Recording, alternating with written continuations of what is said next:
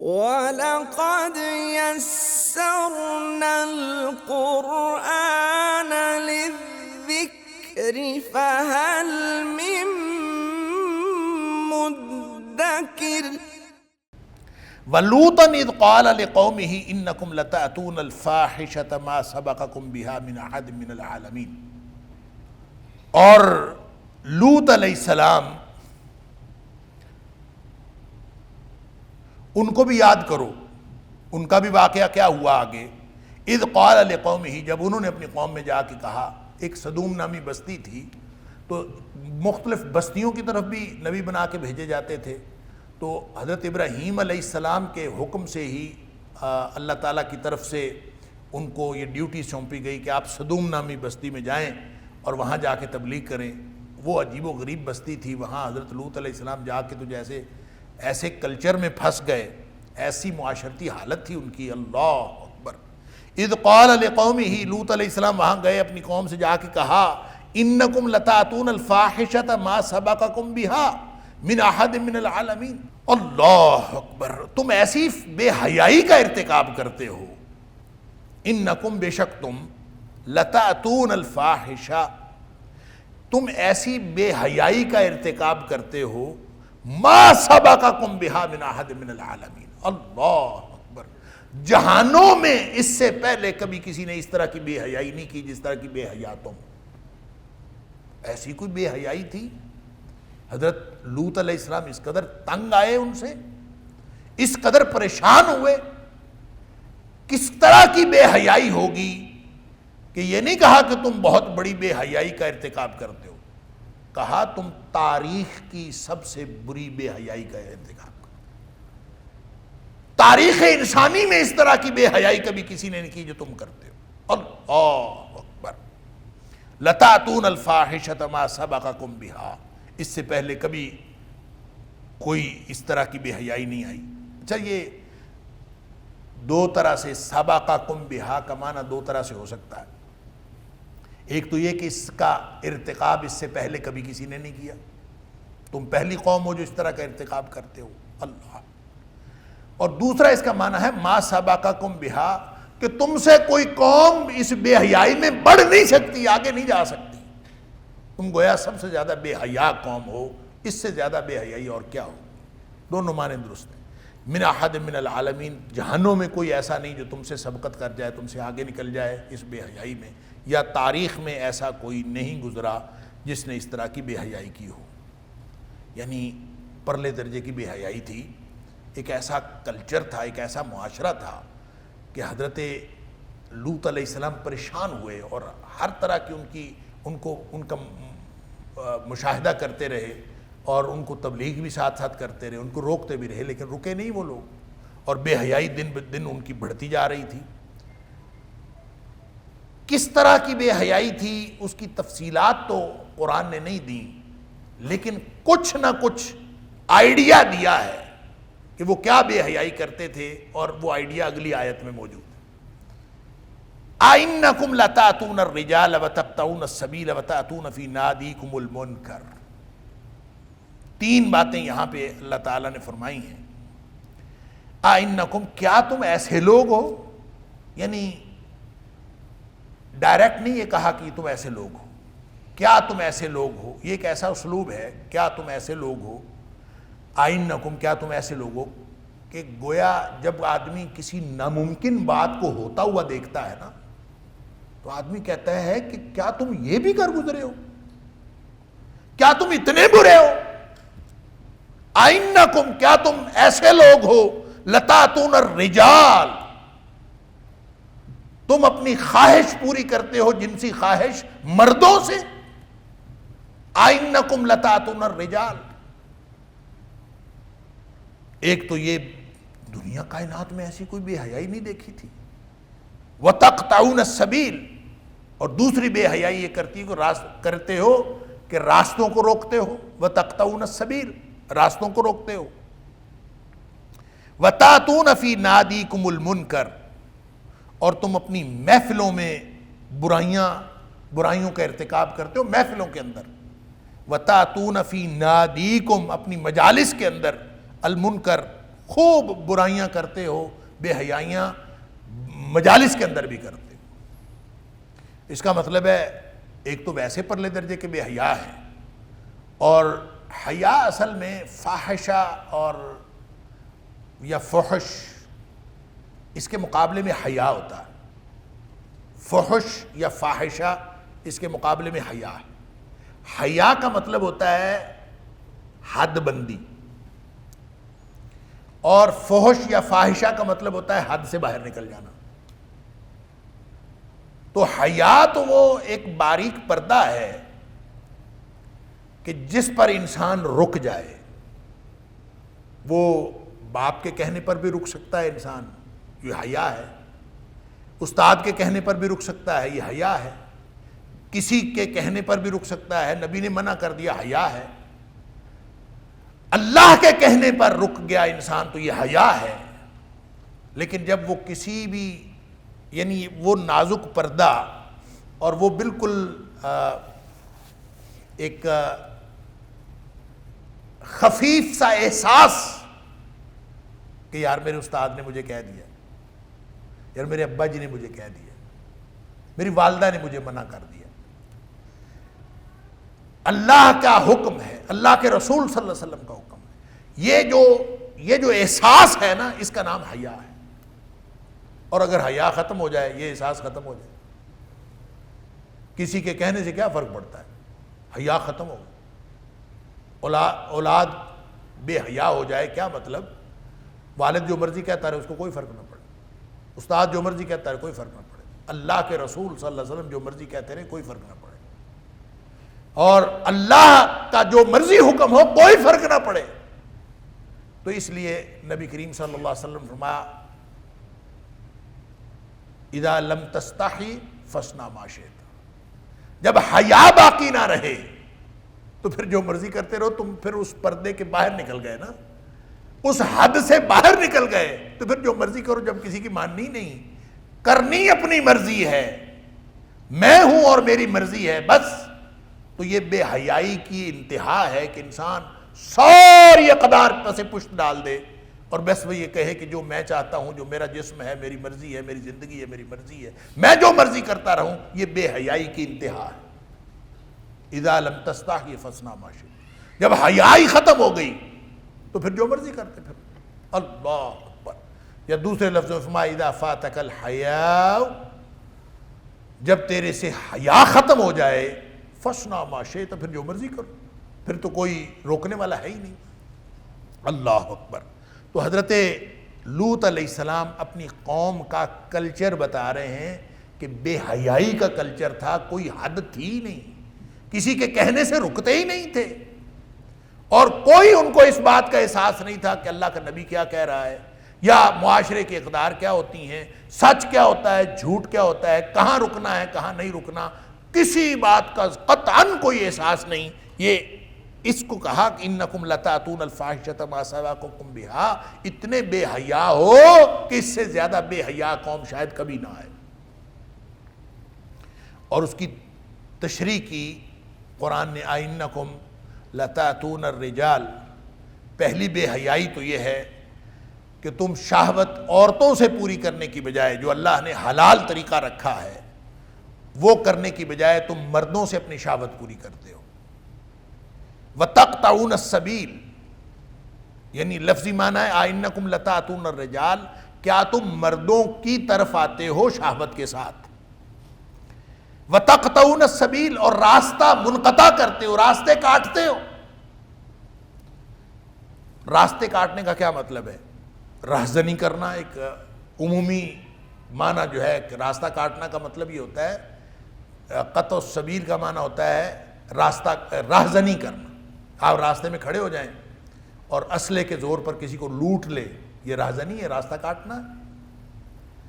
اس کا مطلب ہے وہ یہ کام بھی کرتے تھے، لیکن راستہ کاٹنے کا کچھ اور معنی بھی ہے، یہ لوٹ مار اور رہزنی کے علاوہ بھی کچھ معنی ہیں جو مختلف مفسرین نے لکھے ہیں، کہ ایک تو بے حیائی کرتے تھے، راستوں پہ بھی کرتے تھے، اور جو مسافر اور نو وارد ہوتے تھے نا، ان کو پکڑ لیتے تھے اور ان سے زبردستی بے حیائی کرتے تھے۔ اس وجہ سے لوگ جو ہے وہ راستوں پہ جانا مشکل ہو گیا تھا لوگوں کا. کوئی شخص جو ہے کسی راستے پر نہیں جاتا تھا, خوف محسوس کرتا تھا اور سمجھتا تھا کہ راستے بند ہیں.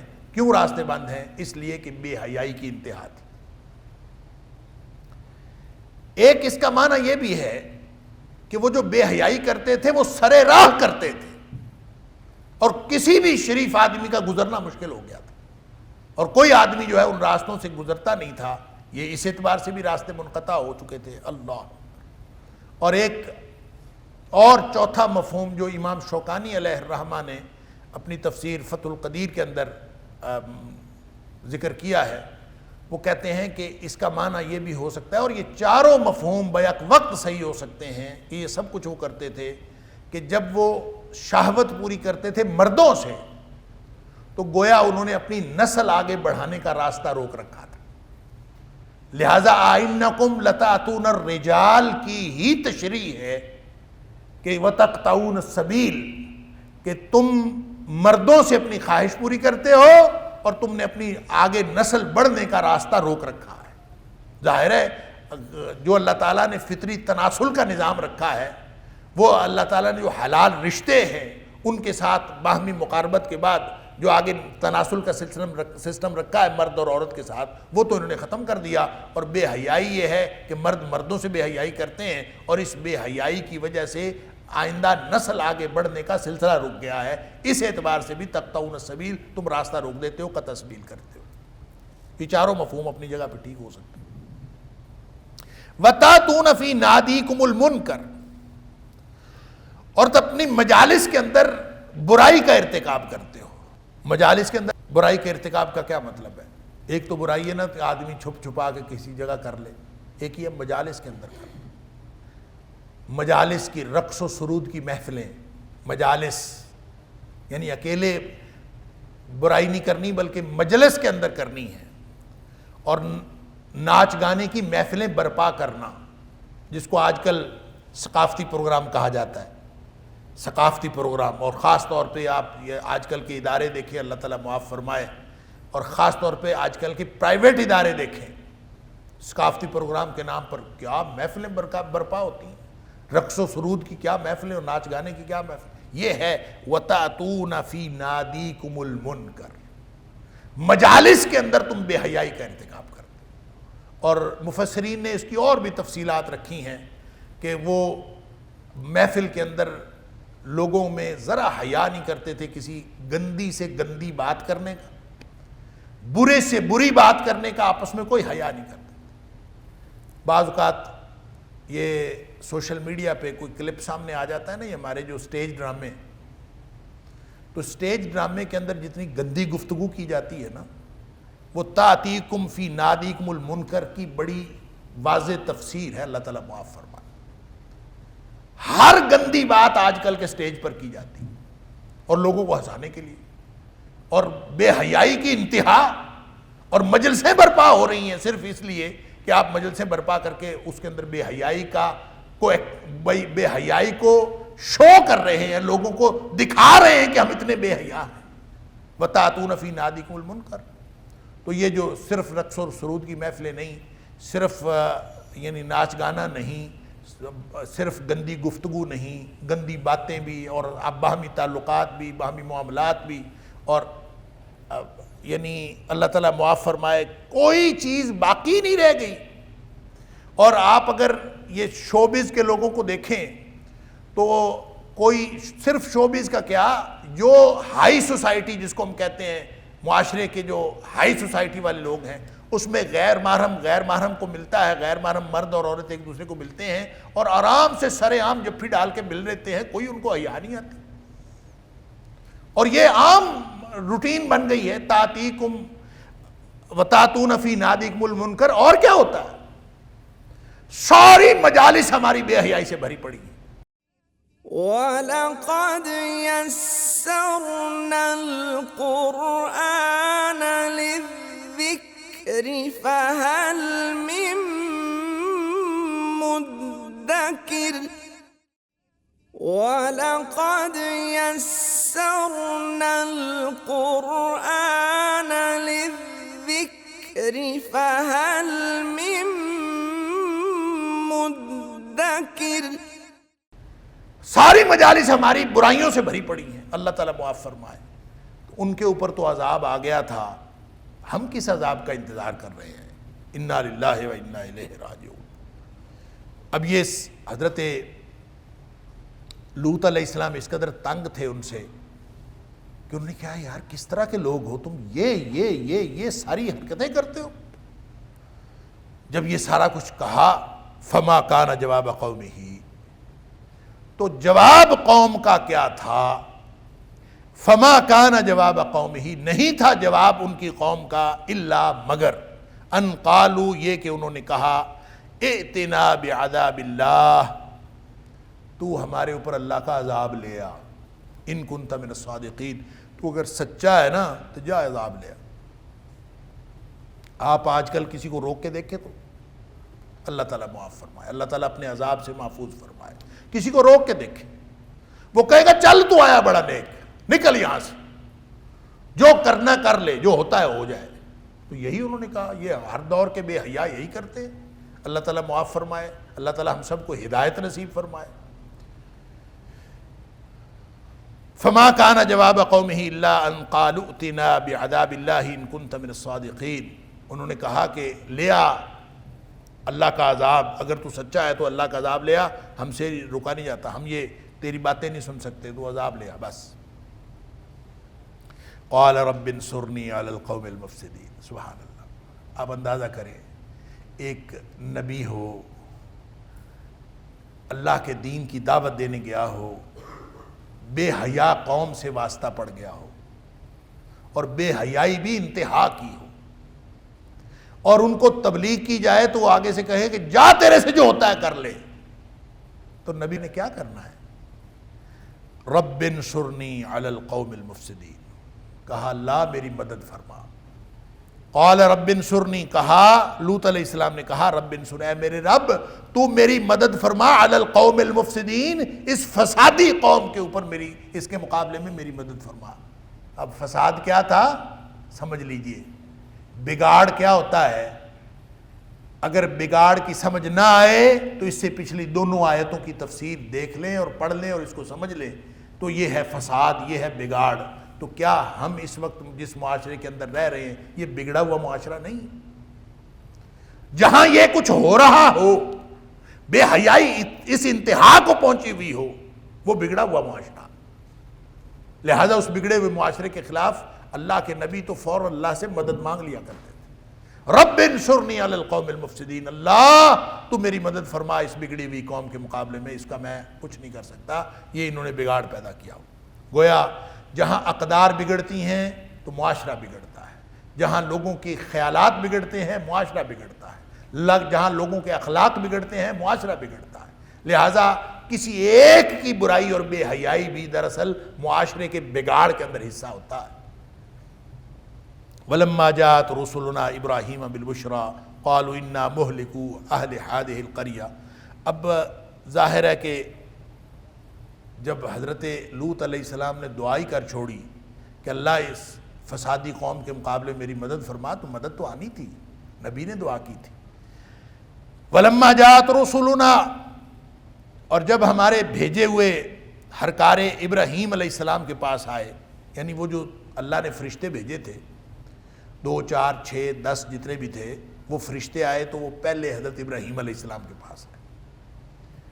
تو ابراہیم علیہ السلام کو آ کے خوشخبری دی، بالبشرا، ان کو آ کے خوشخبری دی بیٹے کی. اس کا تذکرہ مختلف جگہوں پہ موجود ہے، ہم پڑھا ہیں. قالوا انا مہلکو اہل ہذہ القریہ، ساتھ انہوں نے بتا دیا. ابراہیم علیہ السلام کو بیٹے کی خوشخبری دی، اسحاق علیہ السلام کہ اللہ تعالیٰ تجھے ایک بیٹا دے رہا. تو بیٹے کی خوشخبری دینے کے ساتھ ہی کہہ دیا کہ ہم آئے ہیں لوط علیہ السلام کی قوم کو ہلاک کرنے کے لیے. انا مہلکو، ہم ہلاک کرنے والے ہیں اہل ہذہ القریہ، اس بستی کے سارے لوگوں کو. ان اہلھا کانوا ظالمین، اس لیے کہ اس کی بستی کے لوگ سارے ظالم ہیں. قال ان فیہا لوطا، ابراہیم علیہ السلام کو پریشانی لگ گئی کہ اللہ اس میں تو لوط بھی ہے، اور ان فرشتوں سے کہا کہ ان فیہا لوطا، اس میں ایک بندہ اللہ کا لوط علیہ السلام تو ہے، تم کہہ رہے ہو سارے ظالم ہیں، سارے ظالم تو نہیں ہیں۔ قالوا نحن اعلم بمن فیہا، فرشتوں نے کہا ہمیں خوب پتہ ہے اس میں کون کون ہے، لوط علیہ السلام کا بھی ہمیں پتہ ہے۔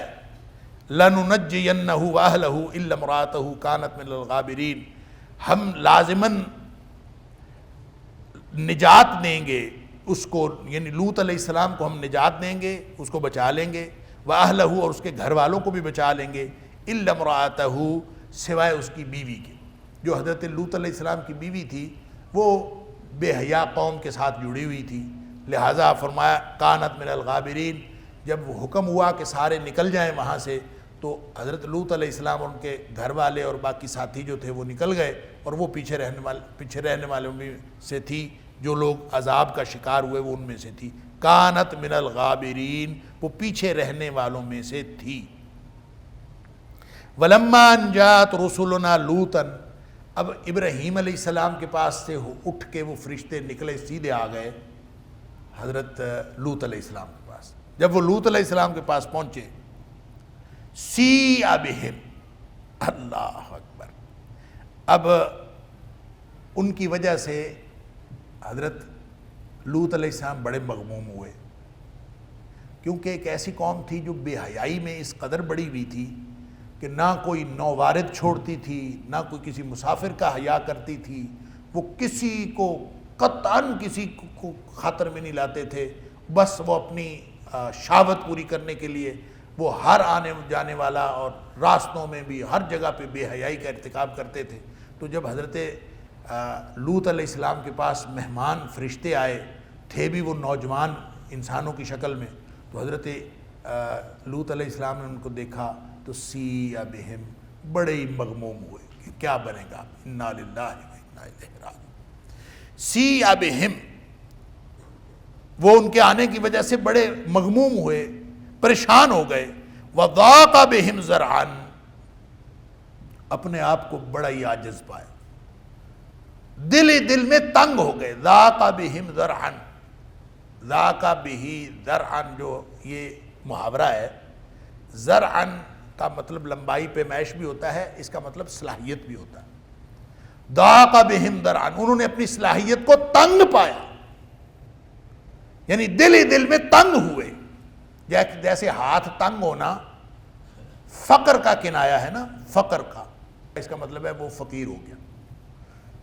اور اسی طرح ضاق بہ ذرعا یا ضاق بہم ذرعا، اس کا معنی ہے کہ حضرت لوط علیہ السلام ان کی وجہ سے دل ہی دل میں بڑے ہی تنگ پڑے اور عاجز ہو گئے کہ میں کیا کروں گا، اپنے آپ کو انہوں نے اتنا عاجز پایا۔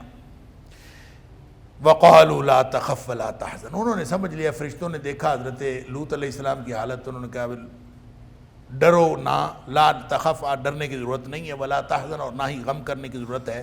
انا منجوک واہلک، ہم تجھے نجات دینے والے ہیں، واہلک، اور تیرے گھر والوں کو، الا امراتک، سوائے تیری بیوی کے، کانت من الغابرین، وہ تو ہے ہی پیچھے رہنے والوں میں سے۔ انہوں نے جب حضرت لوط علیہ السلام کو ساری بات سمجھا دی تو ان کی پریشانی دور ہوئی۔ پھر انہوں نے ساتھ یہ بھی بتایا انا منزلون علی اہل ہذہ القریہ، ہم نازل کرنے والے ہیں اس بستی پر، اس بستی کے رہنے والوں پر، رجزا من السماء، آسمان سے عذاب نازل کرنے والے ہیں، بما کانوا یفسقون، کہ ان کی نافرمانی کی وجہ سے، جو انہوں نے نافرمانی کے لیے اللہ کی نافرمانی کر کے اور اپنے یعنی نبی کی نافرمانی کر کے جو ادھم مچایا ہوا ہے، اس کی وجہ سے آسمانوں سے ان کے اوپر عذاب نازل ہونے والا ہے۔ اللہ وَلَقَدْ تَرَكْنَا مِنْهَا آیَةً، اور یقیناً ہم نے چھوڑ دیا ان کو ایک نشانی کے طور پر، بَيِّنَةً لِقَوْمٍ، آیَةً بَيِّنَةً، ایک واضح نشانی کے طور پر، لِقَوْمٍ یَعْقِلُونَ، سمجھنے والی قوم کے لیے۔ اب وہ نشانی کیا تھی؟ وہ حدیث میں آتا ہے کہ پہلے حضرت جبریل علیہ السلام اور دوسرے جو فرشتے تھے انہوں نے اس پوری بستی کو اٹھایا اور اٹھا کے بالکل آسمانوں کے قریب لے گئے، اور آسمانوں کے قریب لے جا کے وہاں سے پھر الٹا کر کے ان کو پھینکا، اور پھر جہاں وہ آ کے گری وہ بستی تو وہ زمین نیچے دھس گئی، پھر اس کے اوپر آسمانوں سے کھنگر کے پتھر برسے اور یوں وہ تباہ و برباد ہو گئی۔ اور وہ جو جگہ تھی جس جگہ پہ یہ سدوم اور اس کے قریبی بستیاں تھیں، یہ کہتے ہیں کہ یہ بستیوں کا ایک ہیڈ کوارٹر تھا سدوم، اور اس کے ارد گرد قریب چھوٹی چھوٹی بستیاں تھیں، تو یہ ساری کی ساری ایک ہی طرز عمل پر تھیں، تو ساری ہلاک ہوئیں۔ اور اس جگہ اللہ تعالیٰ نے پھر ایک سمندر ایک چھوٹا سا بنا دیا، ایک چھوٹا سا بحیرہ بن گیا جو آج بھی بحیرہ مردار کے نام سے موجود ہے۔ اور جب بھی جو تجارتی شاہراہ ہے جو حجاز سے شام کی طرف جاتی ہے، اس تجارتی شاہراہ سے قریب ہی لیفٹ سائڈ پہ آپ کو بحیرہ مردار ملتا ہے، تو یہ گویا ہمیشہ کے لیے ایک نشانی بن گئی کہ سدوم کی بستی جو تھی پہلے اتنی شاندار وہ بستیاں تھیں، اور اب وہ ایک بحیرہ مردار کا، اور وہ انتہائی بدبودار پانی ہے اس بحیرہ کا، اور بعض لوگ کہتے ہیں کہ وہ یعنی اس میں آپ چلے جائیں تو ڈوبتا نہیں ہے آدمی اس میں، تو یہ تو پتہ نہیں ٹھیک ہے یا نہیں، ڈوب کے دیکھا نہیں ہے، ویسے مجھے جانے کا اتفاق ہوا ہے، اور پانی عجیب و غریب ہے اس کا، ایک دفعہ پانی کو ہاتھ لگا لے تو اس کی چکنائی چکناہٹ ہی ختم نہیں ہوتی، بار بار آپ دھوتے رہیں اپنا صابن سے دھونے کے بعد بھی اس کی چکناہٹ نہیں ختم ہوتی، وہ ایسی کوئی چیز ہے اس کے اندر، واللہ عالم۔ تو یہ نشانی اللہ تعالیٰ فرماتا ہے آیتن بینتن، یہ ایسی ایک واضح نشانی اللہ تعالیٰ نے بنا دی لقوم یعقلون، سمجھنے والی قوم کے لیے ایک نشانی جو ہے ہمیشہ کے لیے پڑی۔ وَإِلَىٰ مَدْيَنَ أَخَاهُمْ شُعَيْبًا، اب آگے شعیب علیہ السلام کا ذکر ہے۔ مدین کی طرف ہم نے شعیب علیہ السلام کے بھائی شعیب علیہ السلام کو بھیجا۔ یہ میں پہلے عرض کر چکا ہوں کہ مدین جو ہے وہ ایک علاقے کا نام تھا، بستی کا نام تھا، اور بستی کا نام بھی کہتے ہیں قبیلے کے نام پر تھا، اور قبیلے کا نام کہتے ہیں کہ حضرت ابراہیم علیہ السلام کے کسی بیٹے کا نام مدین یا مدیان تھا، اس کی وجہ سے۔ اب یہ ایگزیکٹلی یہ مدین کس جگہ پہ ہے اس کے بارے میں بھی اختلاف ہے، لیکن جب آپ وہاں جائیں، یہ بحیرہ مردار جو ہے یہ آدھا فلسطین میں ہے آدھا اردن میں ہے، وہ ہے شام کا علاقہ ہے، تو اس دور کے شام کا علاقہ، تو آج بھی آدھا وہ فلسطین میں آدھا اردن میں ہے۔ اس کے قریب ہی آپ جائیں چند کلومیٹر کے فاصلے پر ایک علاقہ ہے مدین، اس کو مدین کہتے ہیں۔ بعض کا خیال ہے کہ یہی وہ مدین ہے جس کے اوپر جہاں حضرت شعیب علیہ السلام آئے تھے، واللہ عالم۔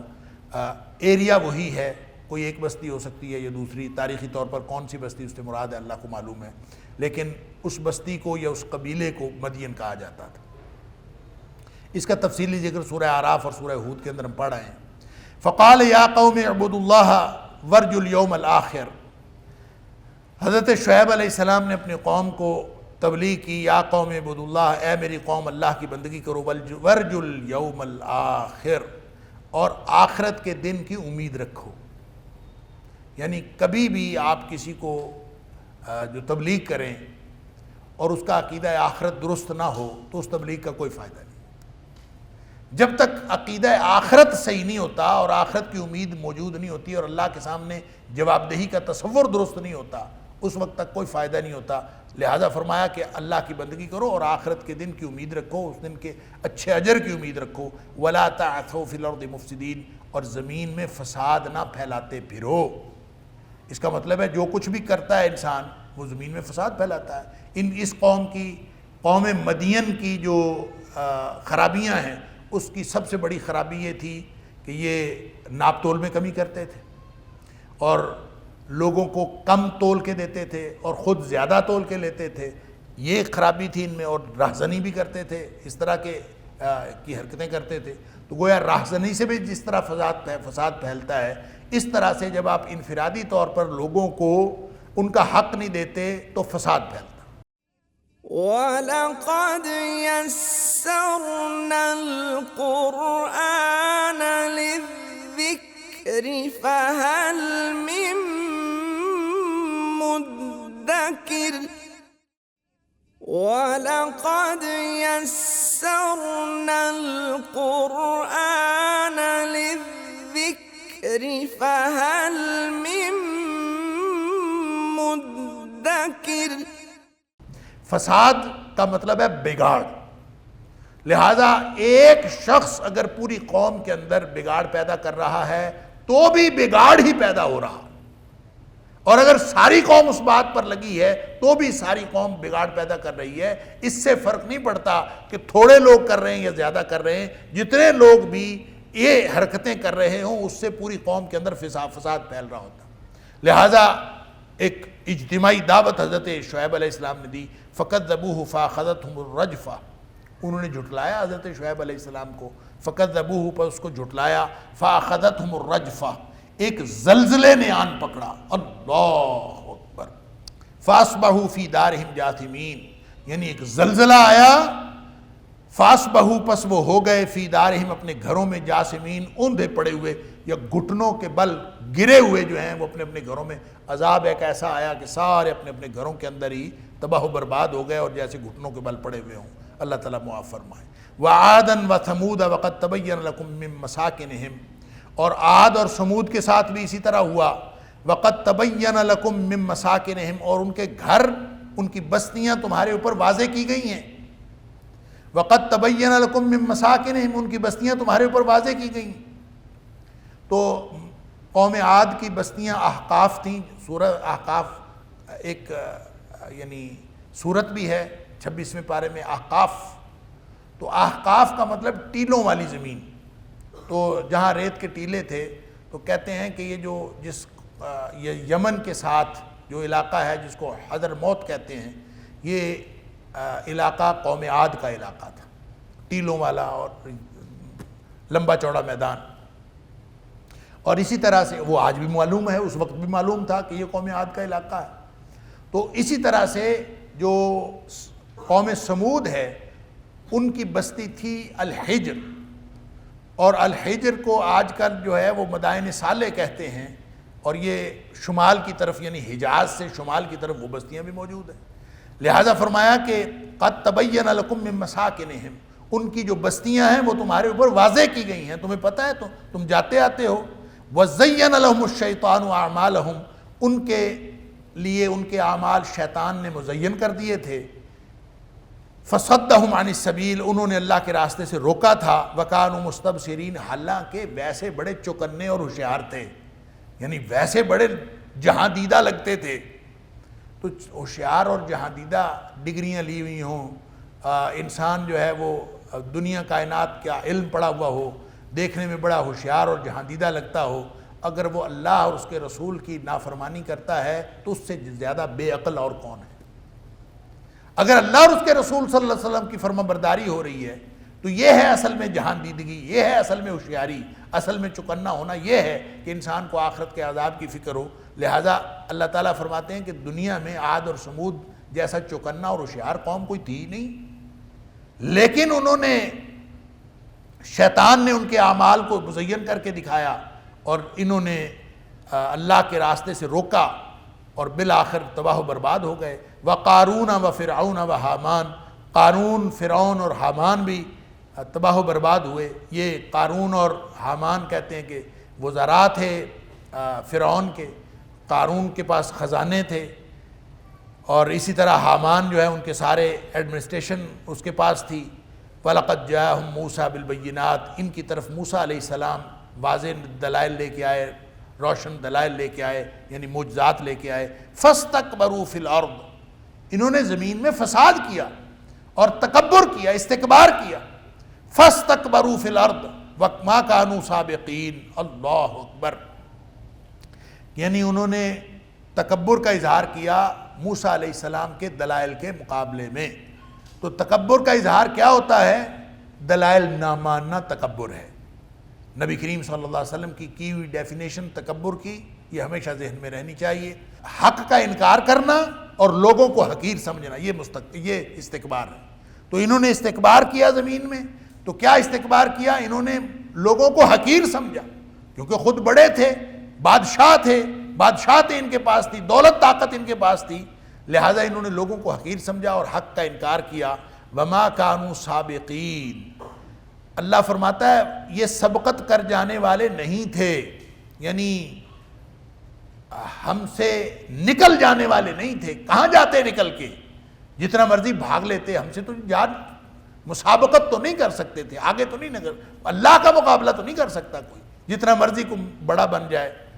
فَكُلًّا أَخَذْنَا بِذَنبِهِ، اللہ تعالیٰ فرماتا ہے ان سب کو ہم نے ان کے گناہوں کے سبب پکڑ لیا۔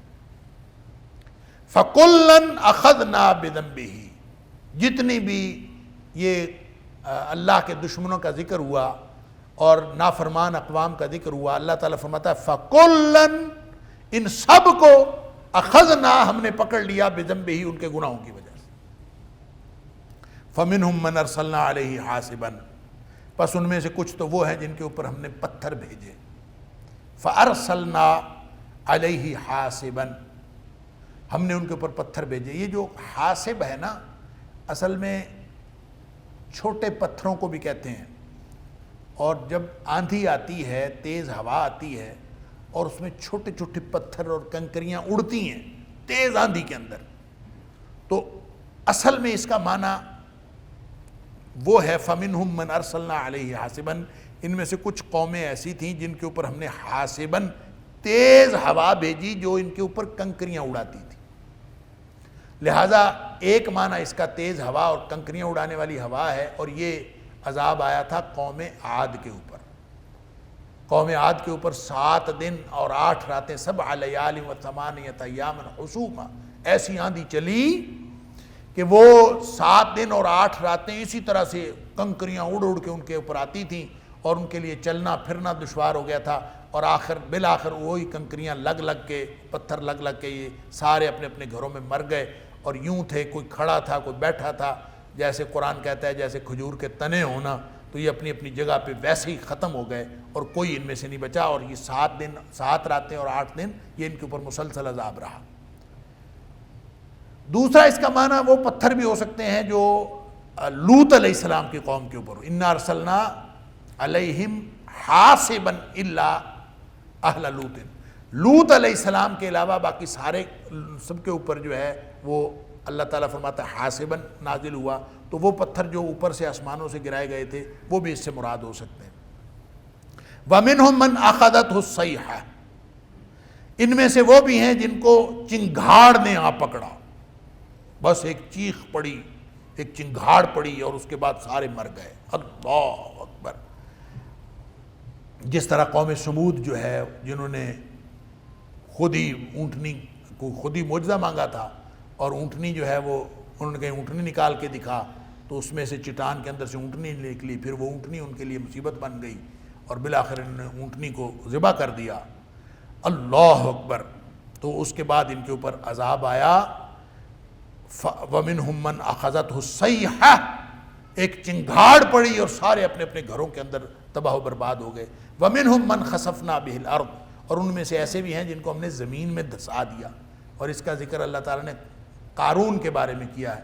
قارون اپنے خزانوں سمیت اور اپنے سارے جو اس کے لاؤ لشکر سمیت وہ زمین میں دھسا دیا گیا۔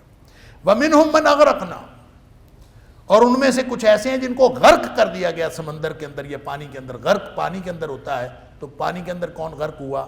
یہ جو جن کا ذکر اللہ تعالیٰ نے فرمایا، فرعون اور حامان اور ان کے ساتھی اور سارے لاؤ لشکر جو ہیں یہ غرق ہو گئے سمندر میں یا پانی میں غرق ہو گئے۔ نوح علیہ السلام کی قوم بھی غرق ہوئی پانی میں، لہٰذا وہ بھی اس سے مراد ہو سکتی ہے۔ تو جتنی اقوام گزر چکی ہیں ان میں سے کسی کے ساتھ یہ ہوا، کسی کے ساتھ یہ ہوا، کسی کے ساتھ یہ ہوا، اللہ تعالیٰ فرماتا ہے یہ سارے ان کے گناہوں کے سبب ہوا۔ وَمَا كَانَ اللَّهُ لِيَظْلِمَهُمْ، اللہ ایسا نہیں ہے کہ ان کے اوپر ظلم کرتا، اللہ کسی کے اوپر ظلم نہیں کرتا۔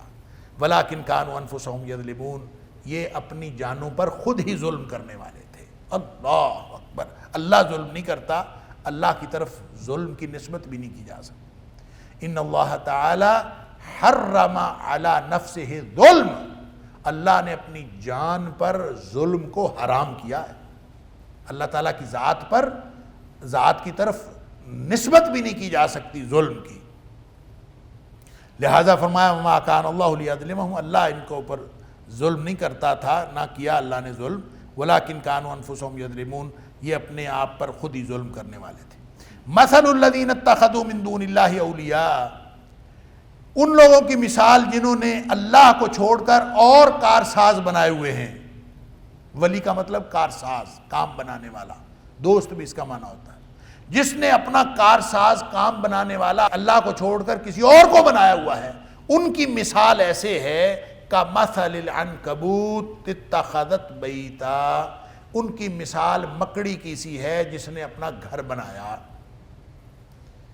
مکڑی جالا بناتی ہے، یہ سپائڈر اپنا جالا بناتا ہے، تو آپ دیکھتے ہیں کہ یہ اللہ تعالیٰ نے مثال دی ہے کہ جس طرح سے مکڑی اپنا گھر بناتی ہے، اسی طرح سے جو لوگ اللہ کو چھوڑ کر دیگر لوگوں کو اپنا کارساز سمجھتے ہیں، وہ بھی ایسے ہی ہے جیسے انہوں نے مکڑی کے جالے کی طرح ایک گھر بنایا۔ وَإِنَّ أَوْهَنَ الْبُيُوتِ لَبَيْتُ الْعَنْكَبُوتِ، دنیا کائنات میں یہ جو مکڑی کا جالا ہے، اس سے زیادہ کمزور اور بودھا گھر اور کوئی نہیں ہے۔ گھر تو ہوتا ہے گرمی سے بچانے کے لیے، سردی سے بچانے کے لیے، آندھی سے بچانے کے لیے، بارش سے بچانے کے لیے۔ گھر کے کتنے فائدے ہوتے ہیں، آپ گھر میں پناہ لیتے ہیں، اور اگر آپ کا گھر ہو مکڑی کے جالے کی طرح تو اس کے اندر کیا پناہ لینی ہے؟ اس نے تو ہوا ادھر آئی تو ادھر کو اڑ گئی، ہوا ادھر آئی تو ادھر کو اڑ گیا، اس کی حیثیت ہی کوئی نہیں۔ دنیا کائنات میں اس سے کمزور اور بودھا گھر نہیں ہو سکتا۔ اللہ فرماتا ہے جو اللہ کو چھوڑ کر غیر اللہ کو اپنا کارساز سمجھتے ہیں، ان کی مثال مکڑی کے جالے کی طرح ہے۔ جس طرح مکڑی کے جالے کی کوئی حفاظت نہیں ہوتی اور کوئی نہیں بچا سکتا، اس طرح سے آپ نے دیکھا تاریخ میں کسی کو کسی نے نہیں بچایا، اللہ نے ان کے اوپر عذاب بھیجا، سب تباہ و برباد ہو گئے۔ لو کانوا یعلمون، اگر لوگ اس بات کو جان لیں تو لوگ اس بات کو سمجھ لیں تو یہ بڑی واضح مثال ہے، سادہ سی مثال ہے سمجھنے کے لیے۔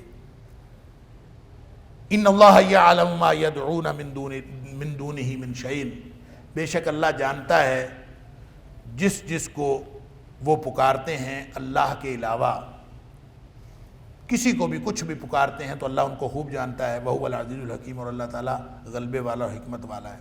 من دون اللہ، اللہ کے علاوہ جس کو بھی پکارا جائے سب مکڑی کے جالے کے برابر۔ تو یہ جو سوال ذہنوں میں پیدا ہو سکتا ہے نا کہ ہم کوئی ادنا کی پوجا نہیں کرتے، ہم تو بڑی اعلیٰ کی پوجا کرتے ہیں اللہ کو چھوڑ کر، تو اس کا جواب اللہ تعالیٰ نے فوراً ہی دے دیا، ان اللہ یعلم ما یدعون من دونہ من شیء، اللہ کو چھوڑ کر جس کو جو کوئی پکارتا ہے اللہ کو خوب معلوم ہے کہ کون کون کس کو پکارتا ہے، اللہ کو خوب معلوم ہے۔ وَهُوَ الْعَزِيزُ الْحَكِيمُ، اور وہ اللہ تعالیٰ بہت غلبے والا اور حکمتوں والا ہے۔ وَتِلْكَ الْأَمْثَالُ نَضْرِبُهَا لِلنَّاسِ وَمَا يَعْقِلُهَا إِلَّا الْعَالِمُونَ، یہ مثالیں ہیں اللہ تعالیٰ لوگوں کے لیے بیان فرماتا ہے۔ وَتِلْكَ الْأَمْثَالُ، یہ مثالیں ہیں، نَضْرِبُهَا لِلنَّاسِ، ہم بیان کرتے ہیں لوگوں کے لیے، وَمَا يَعْقِلُهَا إِلَّا الْعَالِمُونَ، سن لیجئے ان مثالوں کو کوئی نہیں سمجھ سکتا سوائے عالم کے۔ اور عالم کون ہوتا ہے؟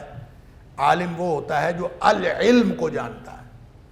مثالوں کی سمجھ اس کو آتی ہے جو وحی کے علم کے ساتھ وابستہ ہوتا ہے، اور جو وحی کے علم کے ساتھ وابستہ ہو اس کو اللہ تعالیٰ یہ سمجھ عطا فرما دیتا ہے، اور جو وابستہ نہ ہو اس کو سمجھ نہیں آتی۔ اللہ تعالیٰ فرماتا ہے وَمَا يَعْقِلُهَا، نہیں سمجھتا اس کو إِلَّا الْعَالِمُونَ، سوائے اس کے کہ جو جاننے والے ہوں۔